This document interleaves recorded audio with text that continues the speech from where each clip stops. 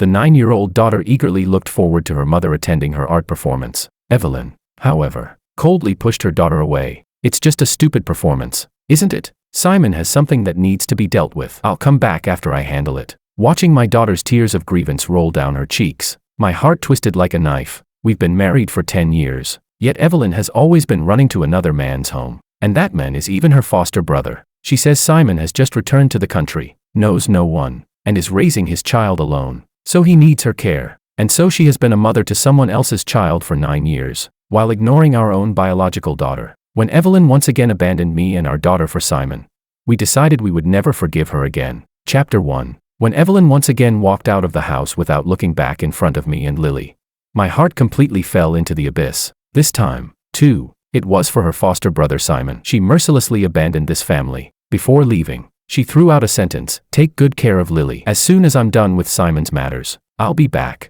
I knew in my heart that once she left, she wouldn't show up for at least a night, or maybe days. This wasn't the first time this had happened. Lily clutched at her skirt hem, her tiny voice full of hope. "Mom, will you really come back tonight?"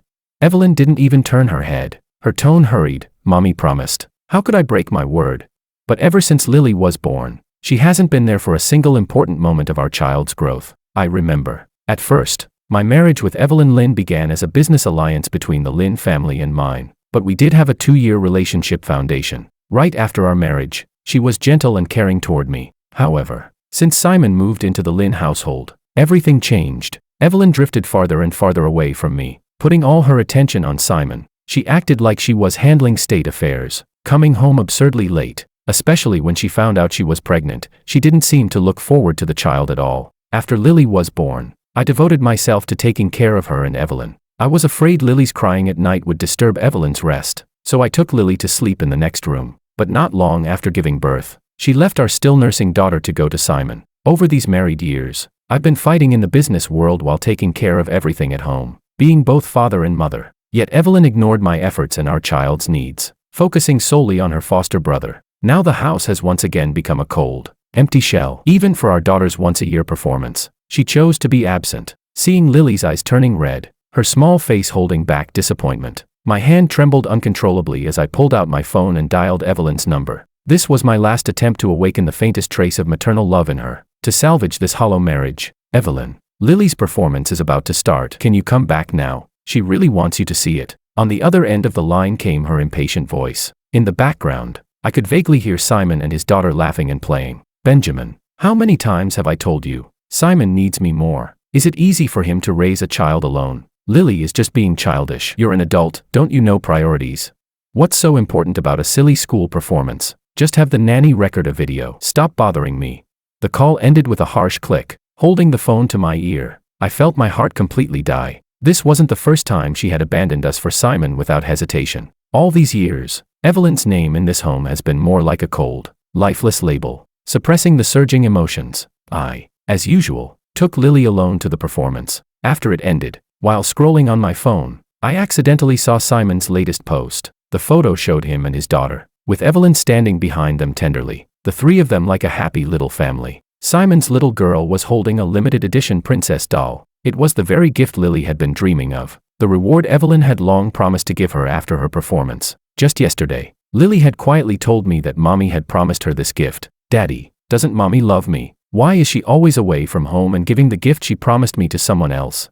Seeing the photo, the tears Lily had just held back in public finally burst out. Watching my daughter cry in grievance felt like being cut with a blunt knife. "Lily, let's not have this Mommy anymore, okay?" Lily nodded hard and threw herself into my arms. "She always lies to Daddy and makes Daddy unhappy. Lily doesn't want a mommy like that." I held Lily tightly, my eyes turning resolute. My marriage with Evelyn had reached its end. Chapter 2. It has been 10 years since I started maintaining this hollow marriage. I have dutifully played the role of the Lynn family's son-in-law, working hard to sustain my own career while also shouldering the burden of our family. In public, I cooperated with the Lynns, acting out the image of a stable alliance that benefited both families. At home, I handled all domestic affairs and cared for Lily, managing everything down to the smallest details. Evelyn Lynn was always picky about food, clothing, and lifestyle, but I always managed to coordinate with the chefs and housekeepers to make sure she was satisfied. When attending public events, even her outfits and styling were arranged under my instructions through assistants and stylists. At the company, I personally oversaw projects related to the Lin Group, ensuring the cooperation between both parties remained smooth. After Lily was born, I poured all my energy into her, spending every bit of free time outside my busy work schedule to be with her. I taught her to talk and walk, took her to and from school, and attended every single one of her performances. But Evelyn, she was always absent when Lily and I needed her most. She repeatedly brought up Simon's single father situation, asking me to be understanding of his hardships. Thanks to her, over these years, I've lived more like a single father than Simon himself. I have a wife in name, but it's no different from having none. Over time, even Lily stopped asking pitifully as she used to, "Daddy, when will mommy come home?" Last night, Simon's glaring social media post was like a fuse that completely detonated my years of disappointment and anger. Evelyn's repeated boundary-crossing behavior had already revealed the truth. This marriage was nothing more than a cover for her secrets. But I didn't show any emotion. The next morning, I sent Lily to school as usual, then went to my company. During the morning meeting, while listening to department reports, another thought was tightening like a wire in my mind. A new project had just launched. It required my full focus. But before that, I had to deal with the mess at home. Just as I was discussing project details with the team leader, Evelyn burst into the office. Her face carried disdain as she demanded, "Benjamin, what do you mean by this? My assistant told me you're filing for divorce." I glanced at her and gestured for the project manager to step out. When the door closed, only the two of us remained in the office. Calmly, I said, "I just wanted to talk." Evelyn frowned. "Talk about what? Weren't you just trying to pick a fight last night? All because of Lily's stupid little performance?" The casual tone she used when mentioning Lily sent a wave of disgust through me. "You think I want to end this marriage just because of a performance?" I stubbed out my cigarette, my voice turning cold. "Evelyn, do you really think I don't know what you've been doing all these years?" Evelyn's expression faltered slightly but quickly returned to calm. "What nonsense are you talking about? What could I possibly have done? At most, I've just been helping Simon watch his child occasionally. Do you have to make such a big deal out of it?" Her face looked tired, the dark circles under her eyes almost making her seem like a caring sister exhausted from helping her foster brother. If it weren't for Simon's post last night, if I hadn't already decided to start investigating, maybe I would still be deceived by her, just like before. Simon's child is Simon's responsibility. When he's sick, there are hospitals. If he needs help, he has nannies and his own family. My voice was steady. "So why is it that every time Simon needs something, he only ever calls you, and you're always at his beck and call?"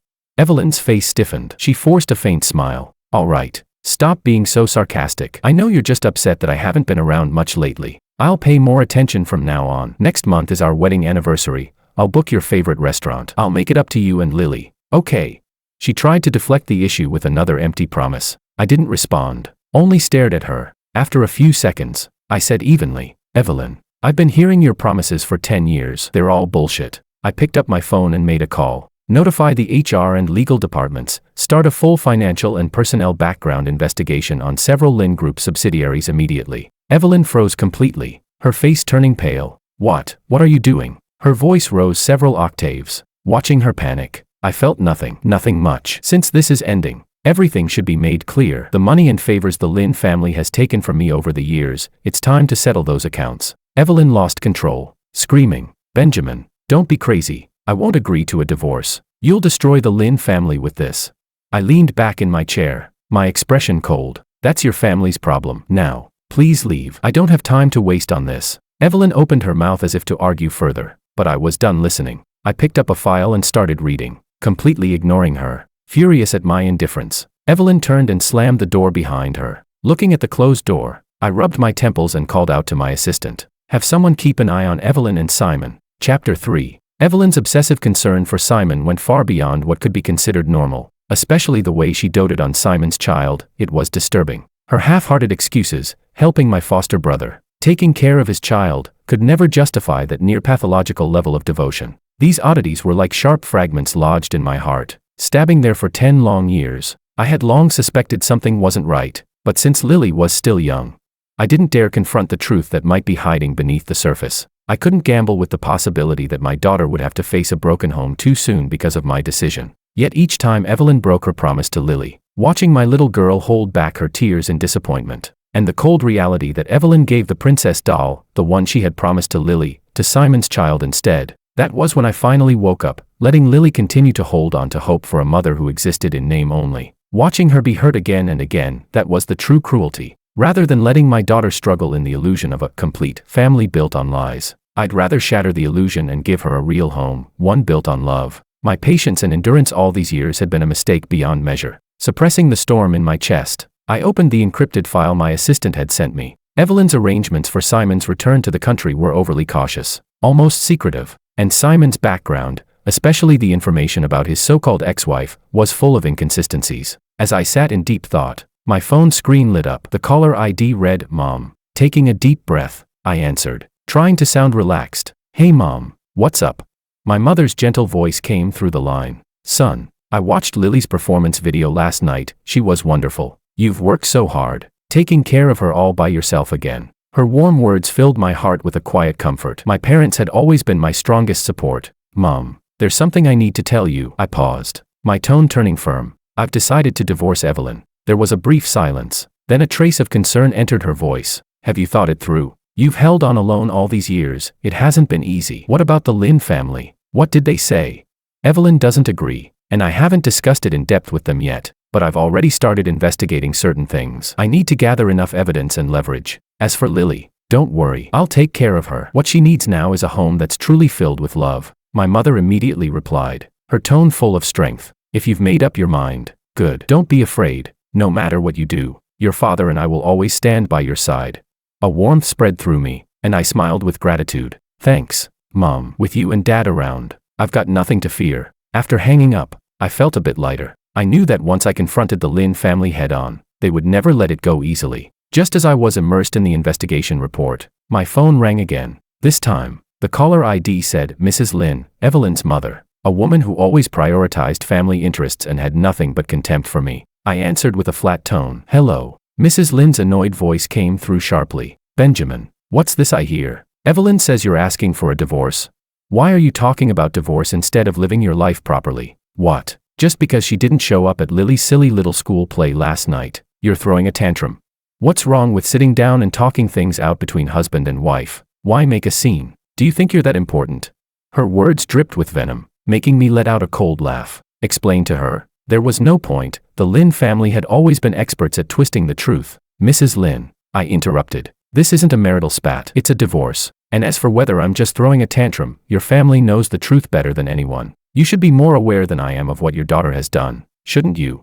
At that, Mrs. Lynn's voice shot up several pitches, sharp and hysterical. "Don't get cocky, Benjamin. Do you have any idea how much damage your divorce would cause the Lynn family? Have you even thought about Lily? She's still a child. What will happen to her if you two divorce?"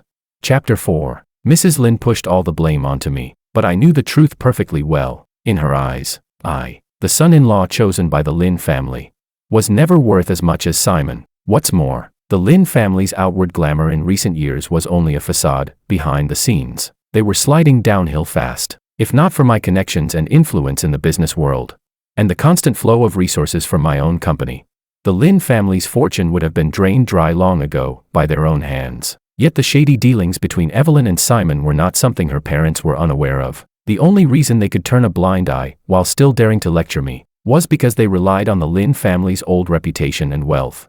And because they thought having Lily tied me down, that they could control me easily through her. Their plan was obvious. As long as Lily existed, I'd be forced to swallow my pride for her sake. That way, they could keep treating me like their personal cash machine. So even when I mentioned divorce, Mrs. Lynn was still confident I would back down, that I would compromise for Lily. Mrs. Lynn spoke with her usual arrogance. "All right, Benjamin, I know you're upset. You're young and full of temper. That's understandable. Yes, Evelyn may have done some wrong things, but I'll talk to her. I'll make sure she takes you and Lily out for a little trip to relax. Don't blow a small issue out of proportion." A bitter, mocking laugh rose in my chest. At that moment, Mr. Lynn took over the call, his tone full of false fatherly concern. "Benjamin, you're a good man, capable, hard-working. You've done a lot for our Lynn family over the years. We all see that. But you know, in marriage, both sides need to be understanding. Evelyn takes care of Simon more because he's her brother. You should try to understand her too. After all, we're all family. Why make things so extreme?"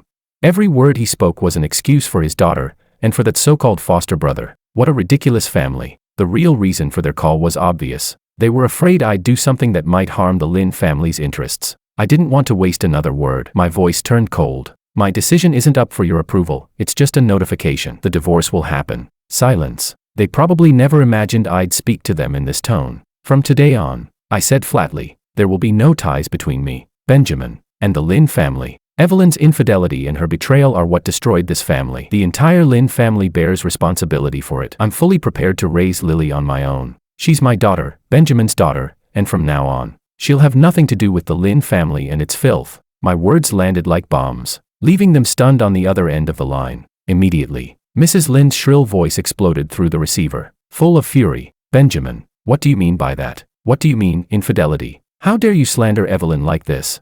She treated you so well. And you ungrateful bastard, now you're calling her names. All she ever did was take care of her foster brother. Instead of being understanding, you're divorcing her. You're selfish and cruel. Do you want to destroy the Lynn family?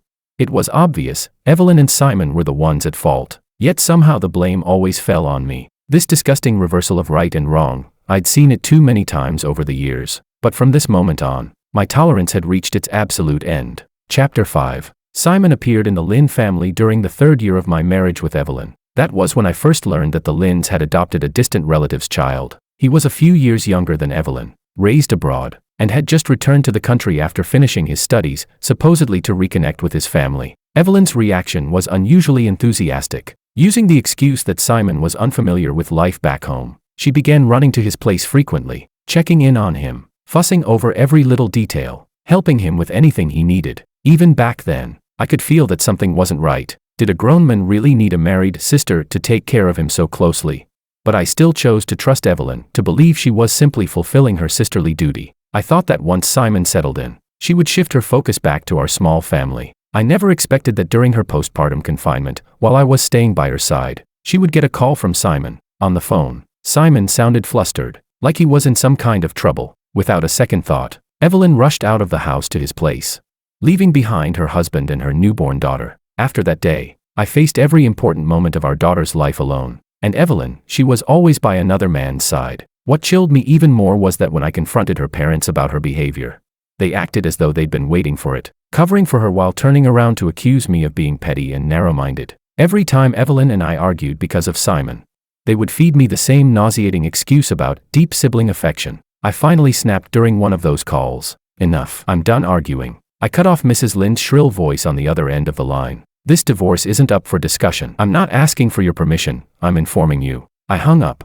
exhaustion flooding through every cell of my body. I got up and went home, intending to take a shower and get some rest. Just then, a sudden, frantic knocking echoed through the door. Benjamin, I know you're in there. The door rattled under her pounding fists. Open the door. I need to talk to you.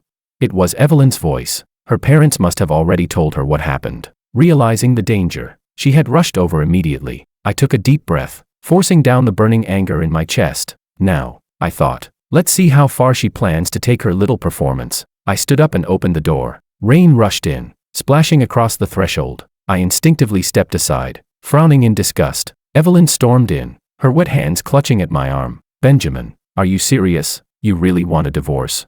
Her eyes were red, her tone laced with a sob. Is this because I haven't contacted you and Lily these past few days? I've just been too busy and lost track of time. When my mom called and said you were really angry, I came back right away.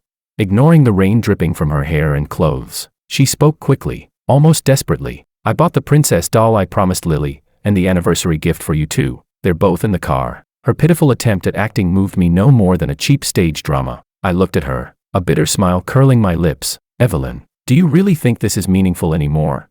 Chapter 6. I pulled my arm back sharply, my voice cold as ice. Evelyn, no one knows better than you what's gone wrong between us. With this kind of perfunctory attitude, not just me, even Lily won't believe another word that comes out of your mouth. Evelyn's face turned pale instantly, as if she'd been stabbed. Her voice trembled with panic. Benjamin, I know I've failed you and Lily, but you can't refuse to give me even one more chance. You said before, even if I made mistakes, you'd give me a chance to make things right, didn't you?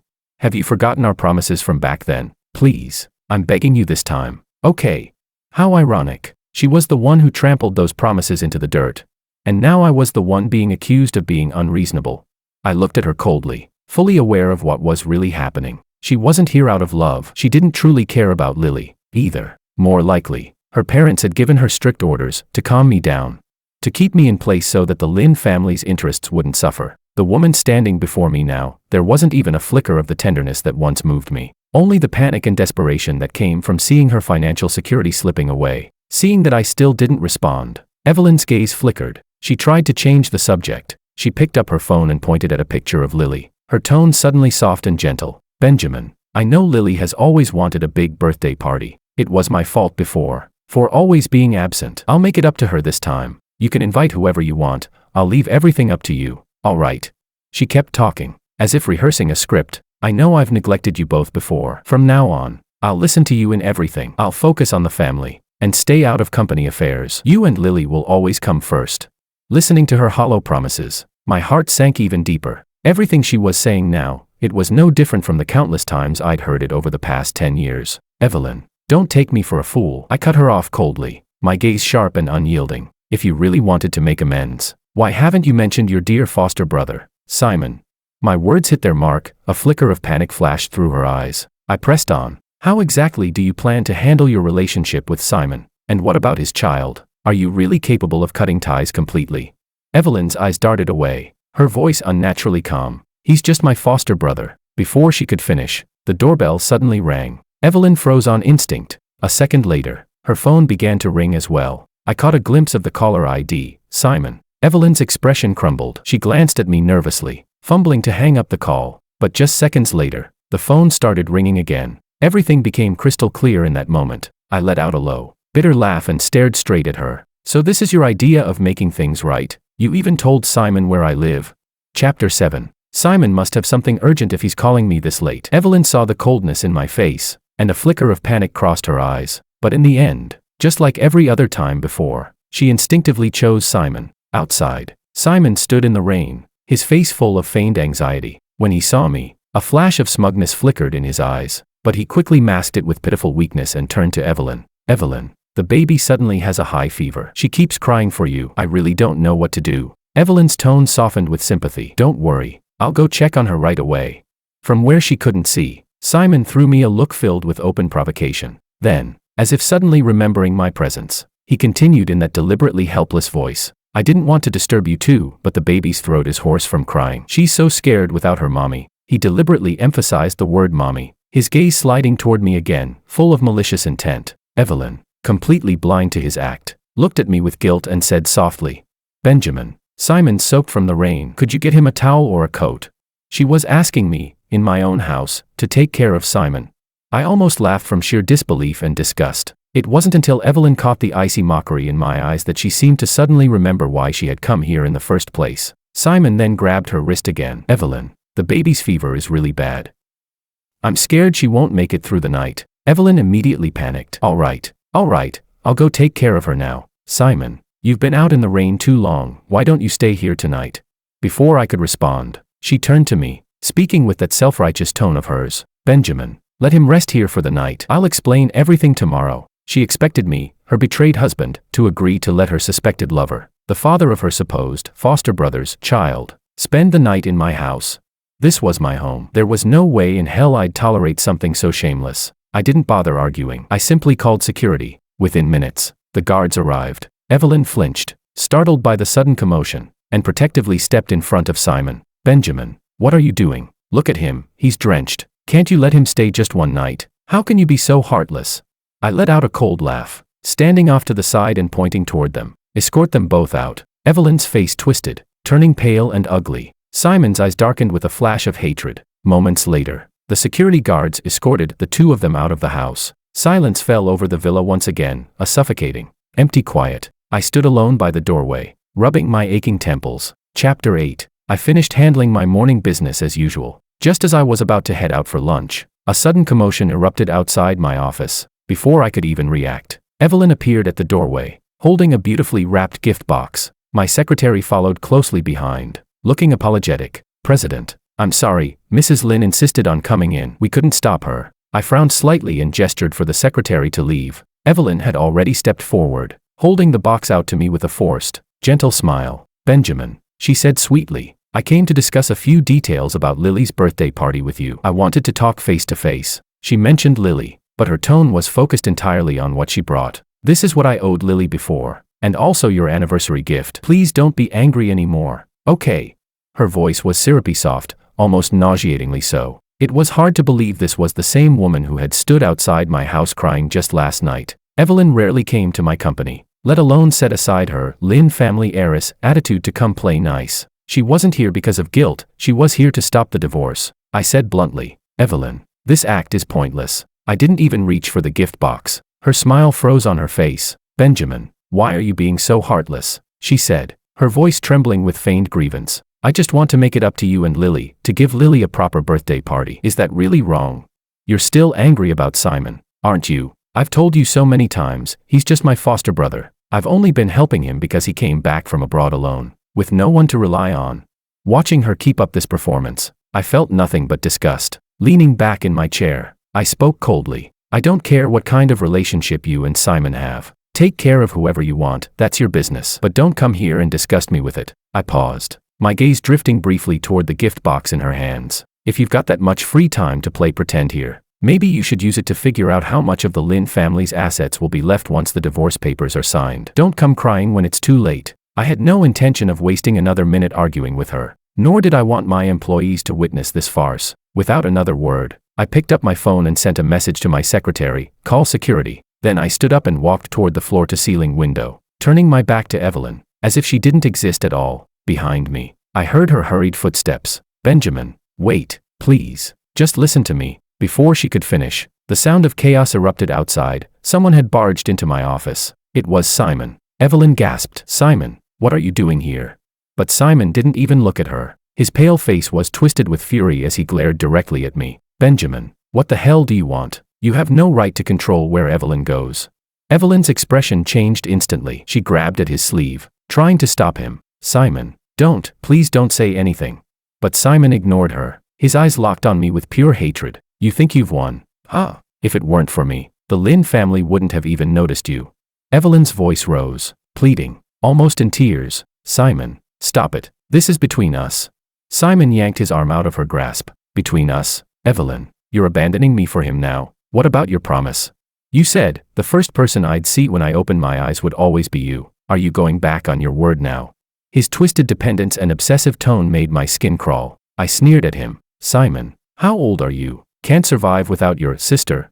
You're a grown man. Stop acting like a baby who needs constant attention. What happens between Evelyn and me is none of your damn business. My words hit him like a slap. Simon flinched, taking a few steps back, hatred searing in his eyes. Don't push your luck, Benjamin. He spat. If you hadn't stirred all this up with Evelyn Lynn, the Lynn family wouldn't be in this mess.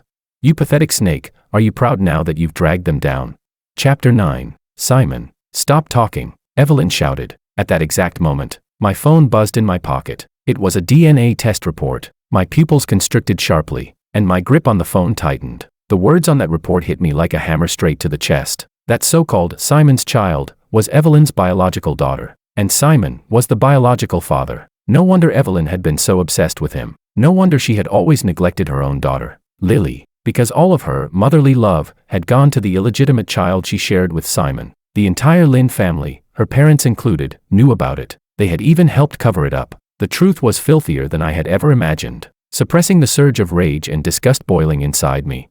I lifted my head and looked coldly at the two people still putting on their pathetic show before me. Evelyn, you make me sick. My icy voice sliced through their shouting like a knife. Both of them turned toward me, faces pale, eyes wide with shock. I raised my phone slightly, letting the light reflect off the screen. No wonder Simon's child always calls for you. Turns out you're not her aunt after all, you're her mother. My words struck them like a bolt of lightning. In an instant, both their faces went from pale to ashen gray. Evelyn's body swayed, her lips trembling. Benjamin, please, listen to me. It's not what you think. I yanked my arm away, my voice void of all mercy. I don't want to hear another damn word from you.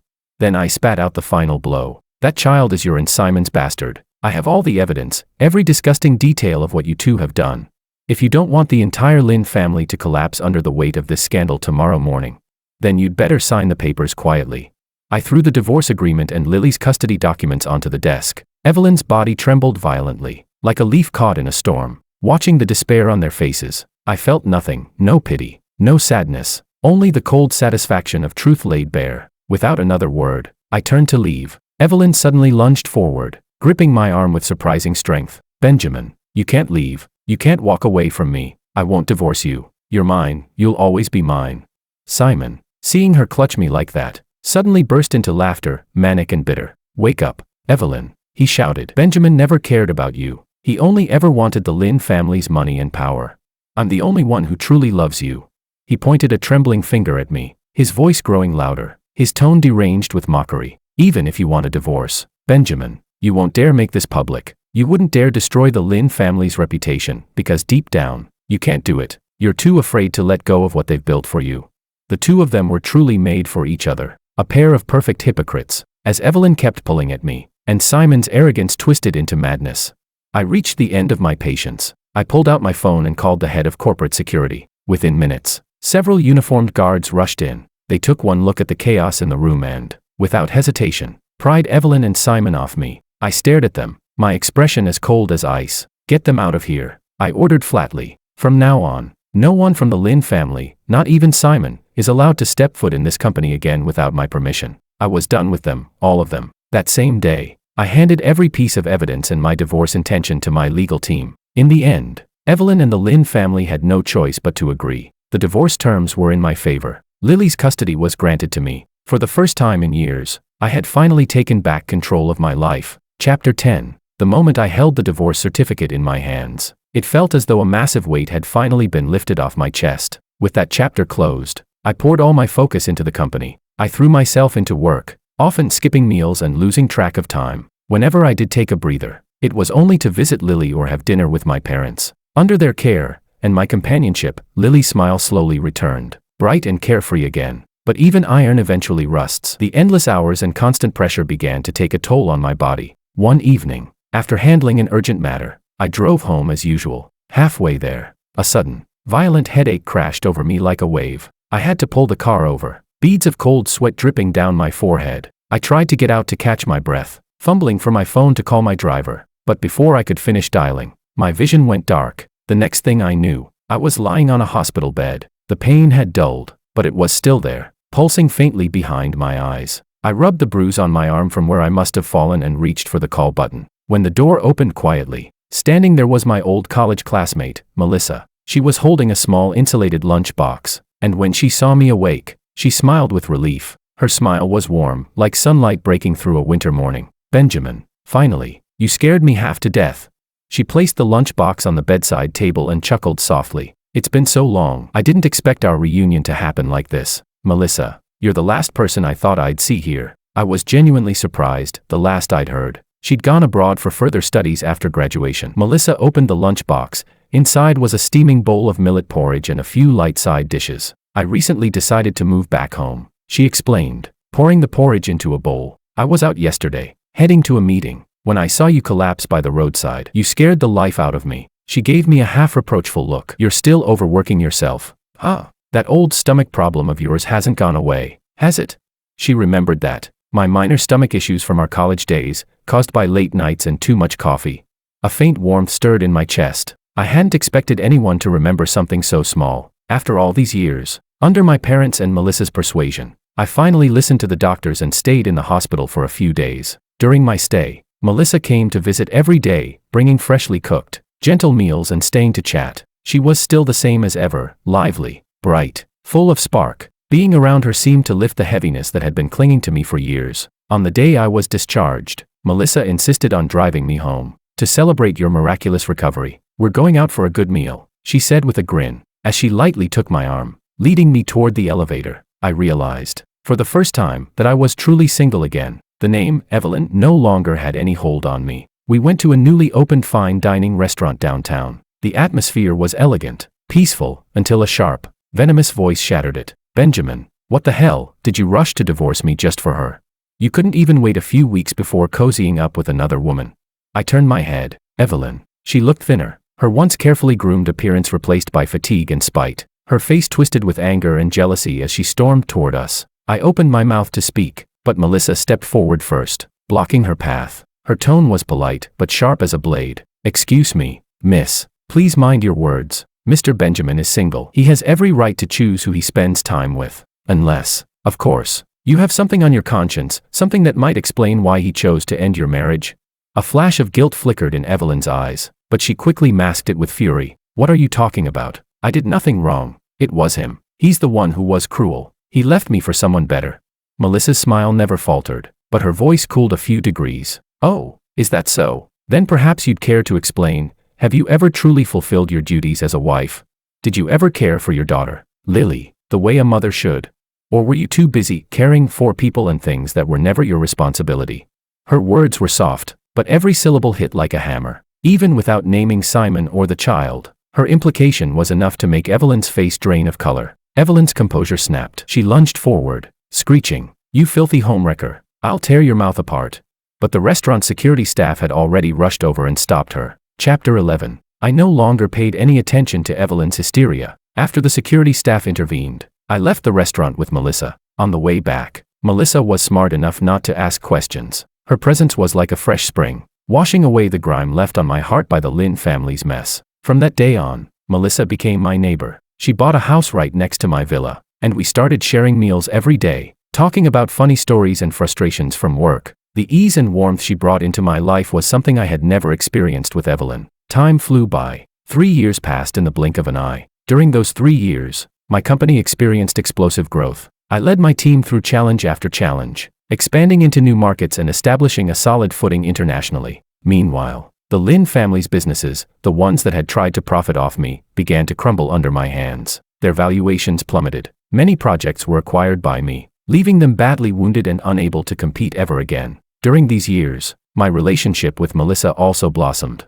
What began as mutual admiration turned into a true partnership. With the blessings of our families and friends, we held a simple yet heartfelt wedding. Lily, now a bright young girl with clear, sparkling eyes, smiled as she handed us our wedding rings. I drew a deep breath, my eyes damp. I was profoundly grateful that I hadn't kept struggling in Evelyn's swamp, grateful that I had stopped in time. For Lily, and for myself, I had fought for a new life, and now, both Lily and I were happy, truly happy. Not long after our marriage, Melissa became pregnant. I delegated most of my work to trusted deputies, cutting down on social obligations and spending more time with Melissa and Lily. I no longer avoided mentioning Evelyn and Simon because they had completely vanished from my world. Sometimes, I would still hear updates about them from my parents. The Lynn family, having lost my connections and funding, was no longer the grand force it once pretended to be. The projects I had taken over had only accelerated their downfall. Evelyn and Simon eventually ended up together, but their life was now a far cry from the lavish days they once flaunted. I heard they quarreled constantly, about money, about blame. Things like, if it weren't for your stupid idea, the Lynn family wouldn't have collapsed so quickly. If I were still Benjamin's wife, I'd have everything.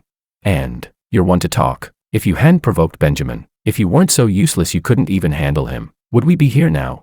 When they tore each other apart, my name would sometimes come up, but never with longing, only with seething resentment. Mom, it's all in the past. Don't mention them anymore, I said with a smile, cutting my mother off. They had only themselves to blame for the life they were living now. My father emerged from the kitchen carrying a steaming dish of vinegar-braised fish. Dinner's ready.